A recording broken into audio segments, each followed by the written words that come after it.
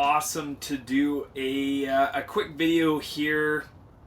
A little bit of a break from doing the RV reviews that I'm going to mostly be doing. I thought every time I go camping, it'd be nice to do a little vlog telling you about our trip. And this video, I kind of want to talk about our journey into this trailer and how we got into RVing in general. So, let's get started.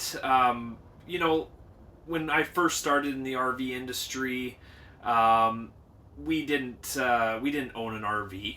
I knew a little bit about RVs. I know growing up, my parents, we always had a trailer. We did lots of camping. But when me and my wife met, we both enjoyed camping, but like most people, we started in the ground tent.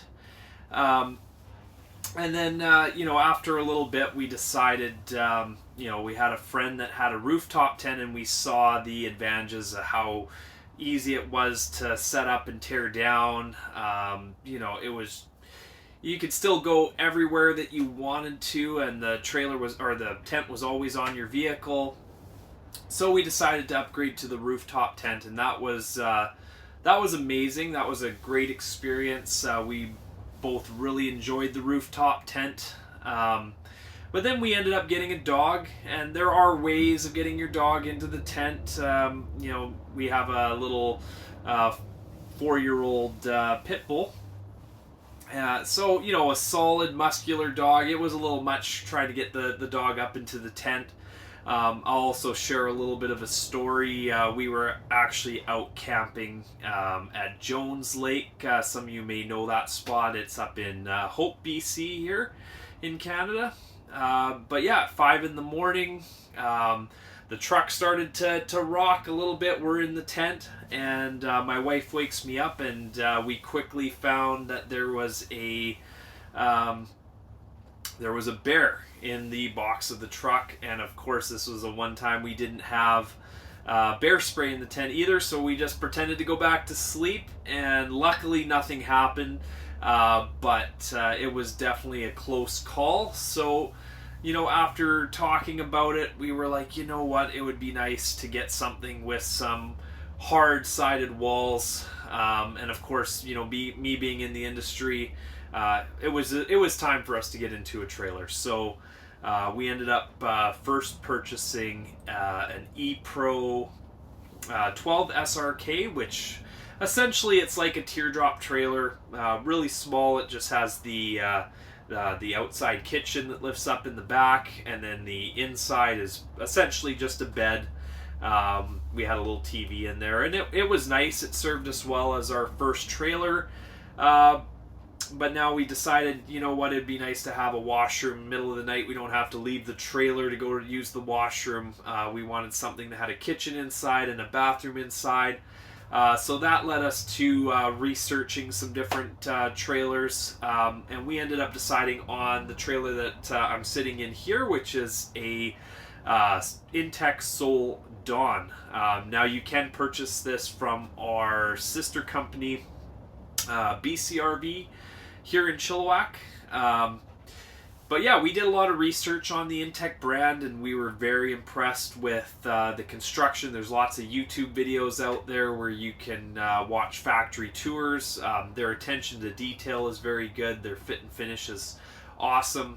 What drew us to the Soul Dawn, we still wanted something that would fit in the driveway, and this is only 16 feet long, so it fit in our driveway nicely. And as you can see, we've got this beautiful front windshield, and it's got, right now you can't see out of it, I've got the protective cover over the outside. But it's amazing. When we're out camping, you really have a 360 view of the forest, and you really feel like you're in nature.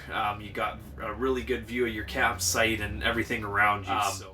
Also, I get asked a lot, are you worried about that front windshield getting rock chips and things of that sort? And what I answer is it does come with this really nice protective covering. It's a thick fabric material, and it just snaps on the outside, and You know, I've been on some longer road trips with this thing, and so far we haven't had any problems with that front windshield.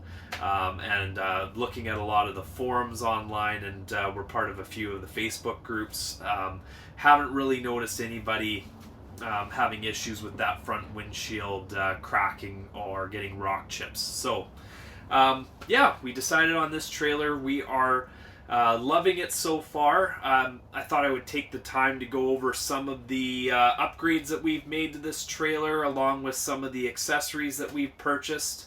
I'll start by saying that we're definitely not getting any sponsorship or anything from any of the brands I'm going to talk about in this video. This is just things that, you know, I want to share with you that you might think about purchasing that have been really helpful for us. So I'll maybe start with a brand that me and my wife both love, and that's Kuma. You can purchase these Kuma products in our parts store at O'Connor RV as well. But yeah, now, you know, we actually, a few of our friends have made fun of us. It seems like everything we have is Kuma at this point, but we bought the Kuma Chairs were the first thing that we started with, and they are just super comfortable camping chairs. You know, they're nice and big. They kind of wrap around you a little bit. They're amazing. Everyone tries to steal them from us when we're having fires, because, you know, everyone comes with their little pop-up chairs, and then they see our nice fancy Kuma chairs, and they're always trying to borrow them. So yeah, we started with those, and with the dog now, we even got the dog a Kuma chair. Of course, you know, we can't have our dog laying on the ground when she's out camping. She's got to have her own chair too. So yeah, we got ourselves a Kuma dog chair. One thing I really love that we purchased a few years ago was the Kuma Gazebo. You know, a lot of times when we're out camping, even this weekend, for example, you know, we had awesome weather on the Friday, Saturday, and then Sunday we ran into a little bit of rain. The Kuma Gazebo, it is super easy to set up. Takes one person maybe 30 seconds to a minute to set up. You just pull it from the top, and then you pop the sides out, and it makes a space big enough. I know this weekend we fit probably 7 people in there at one point. We even had a little propane fire going in there, which is also Kuma. We got the Kuma fire pit as well. But yeah, I'd highly recommend picking up, if not a Kuma, some sort of gazebo, because you just never know when you're going to run into that bad weather and you need to run into someplace dry, keep your chairs dry. So yeah, the gazebo has been an awesome purchase. Another thing that we've recently picked up, you know, getting into this new trailer, we now have an AC unit, we've got a microwave, we've got the TV, we've got a lot of things that are going to run on 110 power that we're not necessarily running off an inverter or 12 volt power. So we were looking at gas powered generators at first, and we decided with some of the rules in the campgrounds around here, I know it's probably the same in other places as well, but you know, they're starting to limit the amount of time that you can run your gas powered generators. So a lot of places here, it's only maybe a couple hours in the morning, couple hours in the evening. You can't run it during the day. So there's all these rules due to the noise that they make, even though a lot of them now, like the Honda one we're looking at, was super quiet. But yeah, that along with the maintenance aspect and having to bring fuel with you as well just wasn't ideal. So we started looking into, they call them electric generators. What they really are battery banks, lithium battery banks that you bring with you. We decided after some research on the Blue Eddy AC200L, a couple of the reasons we chose that one. The brand had really good reviews, but the one that we chose actually has a 30 amp RV plug on the outside, which is it's awesome because you can just take your 30 amp power cord, plug it directly into that Blue Eddy power station, and yeah, it's just like you're plugged into shore power. Of course, you are limited to the the battery bank that you have. So in this case, I believe the Blue Eddy AC200L is just over 2,400 watt hours. So, you know, you don't have unlimited power, but it'll run your AC. We have a 13,500 BTU AC, and when I have that AC turned on, the Blue Eddy's saying it'll run it for approximately 1.5 hours. But you know, we're a lot of times just wanting to run our TV, or we love bringing our Nespresso with us. We're super big coffee people. It's a luxury that we feel like we need to have when we're out camping. So yeah, it'll run that Nespresso no problem. We just went through 3 nights of camping, and you know, limited usage on the Blue Eddy, but I believe we still had 35% left in the battery at the end. So yeah, it's been amazing. There's different ways you can charge it as well. Of course, at home it's only going to take a couple hours to go from 0 to 100. When you're out camping, another item we just recently purchased was a 200 watt portable Go Power solar kit, which we plug into the trailer, but we also have an adapter to plug it into that Blue Eddy and charge it when we're not using it. So yeah, it's awesome. You can also plug it into your vehicle. There's a cigarette lighter adapter for your vehicle, so you can charge it in your vehicle. I know we ran it, I think, for about an hour in the truck charging it while we're out camping, and it's not as quick as if you're charging it at home, but it at least gives you a few different options on charging it when you're out camping. If you feel like you're going to be, you know, running your AC a little bit more, or you're going to be running your microwave, things of that sort. So yeah, the Blue Eddy, I would highly recommend it. Of course, do your own research. There's lots of different brands out there that are good. I know we looked at EcoFlow, we looked at Jackery. There's a whole bunch of different ones. We settled on Blue Eddy, but that doesn't mean that necessarily is the one for you.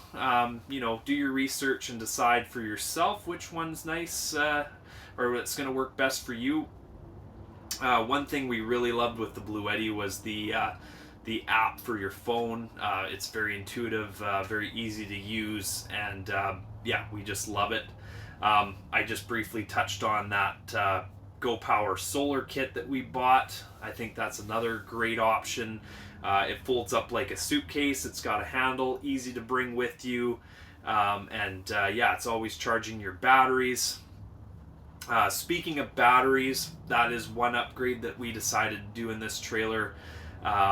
We got rid of the lead acid battery that it came with, and we went with 2 100 amp hour lithium batteries. Now, of course, there are pros and cons to going lithium. This trailer in particular, the converter's already lithium compatible, so it was easy to switch over. It was pretty seamless. You know, you're getting, instead of lead acid batteries where they cut off at 50%, you're only getting 50% of the amp hours. Lithium batteries, you can draw them all the way down, so you're getting that full 200 amp hours. And we've found that we can go dry camp for 3-4 nights, and we still usually have 60-70% of our battery left at the end of the trip, combined with charging during the day a little bit with the solar panel. So yeah, I think lithium's great. They're a lot lighter, no maintenance, you're not having to check water levels. So yeah, we really love the lithium batteries, but again, that's totally something that you should research yourself and decide if that's the direction you want to go. I know the cost to get into the lithium batteries at first is going to be a little bit much. Like, I know these ones were about $1,000 a battery. Most of them are kind of in that range. So yeah, again, do your research, decide what is going to work best for you. We decided lithium was the way to go for us. Another thing that we got installed on this unit was a 1500 watt inverter. We decided to get an inverter just for the times that we didn't want to bring the Blue Eddy with us, or we didn't, maybe the Blue Eddy's dead and we still want to run our TV. So we can just easily plug the TV. We have one outlet that's dedicated off the inverter. So you could run that Nespresso coffee machine as well. So yeah, an inverter is maybe not a necessity, but something that we thought would be a nice little upgrade for us. So that's pretty much all the accessories that I'm really going to talk about that have been really good. I'll talk a little bit about our camping experience this weekend. So again, Weaver Lake is amazing. It's up in Agassiz, British Columbia, Canada. It's one of our favorite. It's quickly becoming one of our favorite spots. We've gone there a few times now. It's got a beautiful lake. Me and my wife both love doing water activities. My wife's out paddleboarding. I'm big into fishing, so I'm out there in my little belly boat, trying to catch the little fish in there. They do stock it with trout. They've got about, they're not huge. You're talking 12 to 16 inch fish. They're not giants by any means, but they're a lot of fun on light tackle to go out there and catch, and kept a couple for eating as well. So we really enjoyed that. There's also a ton of great little off-road trails. I know my in-laws came up this week and they brought their quads, so they were out there quadding on the trails. Me and my wife both have our firearms licenses, so we were out. We went down a forestry road, then went up a logging road and found a nice little spot to go and do a little bit of target shooting. We took the nieces and nephews and taught them how to do taught them how to safely use their firearms, which I feel is super important. You definitely got to teach the kids and everybody how to safely use firearms and do it in the proper way. So yeah, we had a great time doing that. We also had maybe Sunday wasn't the greatest for weather, but the Friday and Saturday were awesome. So we had a campfire going. I know come midsummer here in BC, we have a lot of wildfires. So quickly, we're probably going to have fire bans. So we wanted to take advantage of having fires while we still could. So we had a great time doing that as well. So yeah, I just wanted to quickly share a little bit about our weekend and kind of how we got into RVing and into our trailers. I think it's super helpful working in the industry, really living the RV lifestyle. It really helps me relate to customers that come in with issues and situations that they're in, because a lot of times it's stuff that I've been through, and I can relate to the experience that they're having. So if you find this video was helpful and fun, let me know in the comments, and I'm more than happy to kind of share some vlogs and talk about our camping trips that we go on, and not just do RV reviews, because I know they can get a little bit repetitive. But I am going to get back into reviewing RVs next week. I think I'm going to do a Class C motorhome next. We have a Renegade Vienna that just came in that it's a beautiful unit, another super high-end motorhome. So I'll do a little review there, and let me know what you guys want to see more of. If you want to ask any questions about my camping trip or any of the accessories that I've talked about, feel free to leave a comment. I'll try my best to get back to you. We'll see you again next week for another RV Talk with JP. All right, have a good weekend.